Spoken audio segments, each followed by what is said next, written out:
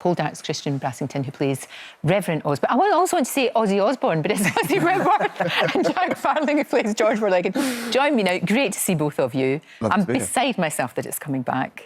I really am. It's just so, so good. It's like about time.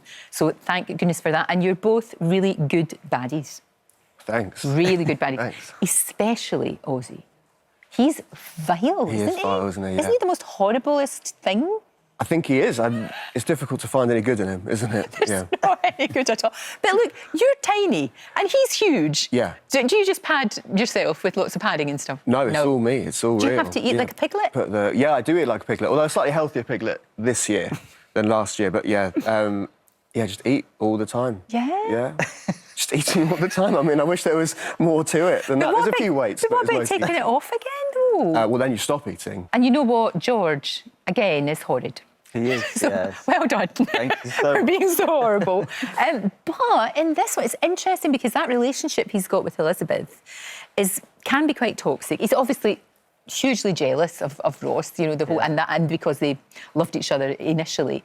But we see wee glimmers in this series of the two of them. Maybe there's something. Maybe they actually do love each other. Well, Yeah, maybe I think so. she's showing him more affection, isn't she? He's trying to put all that jealousy and resentment about Ross behind him, I think, this year. More than ever. He's determined to prove to her that Ross isn't a problem, that his son is his son, and that everything's going to be fine. Okay, I know what happens, but we can't tell. I'll tell you, people are going to be absolutely shocked. It is a shocker. Lots but to it's happen, oh, absolutely. And of course, the action moves to London as well, and that's quite interesting. You see a completely different side of all the characters.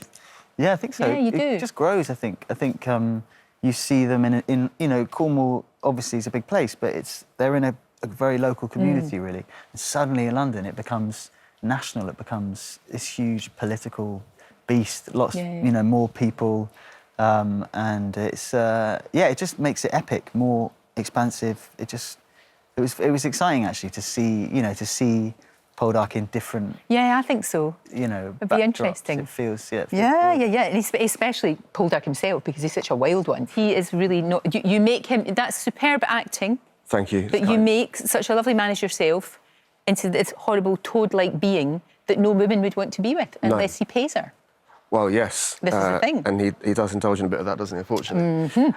Yeah, he's horrible. He's just so vain and so full of himself and decides that he wants something and nothing's going to stop him and he doesn't think about anybody else. Horrible. And he's also, I don't know sort of quite how bright he is either.